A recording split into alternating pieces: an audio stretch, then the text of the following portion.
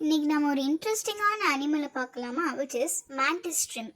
இது வந்து கடலில் வாழ்கிற ஒரு உயிரினம். இதனுடைய வெரைட்டிஸ் வந்து நிறைய இருக்குது. இதில் இப்போ நான் பார்த்துட்டு இருக்கிறது வந்து பீகாக் மேண்டிஸ் ஷ்ரிம்ப்.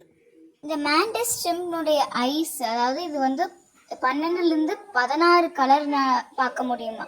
அதாவது அல்ட்ரா வயலட் ரேஸை கூட இது வந்து பார்க்க முடியும். ஆனால் நம்ம மனிதர்கள் வந்து வெறும் 3 கலர் மட்டும்தான் அப்சர்வ் பண்ண முடியும். இதெல்லாம் ரெட்டு, க்ரீனு, ப்ளூ மட்டும்தான் பார்க்க முடியும். ஆனால் இது வந்து 12லேருந்து 16 கலர் வரைக்கும் பார்க்கும். மேண்டிஸ் ஷ்ரிம்ப்னுடைய மோஸ்ட் பவர்ஃபுல்லான ஆயுதமே அதனுடைய பஞ்ச் தான். அதாவது இந்த உலகத்தில் இருக்கிற எல்லா அனிமல்ஸை விட அந்த பஞ்சினுடைய ஸ்பீட் வந்து இதுக்கு தான் அதிகமாக இருக்குது.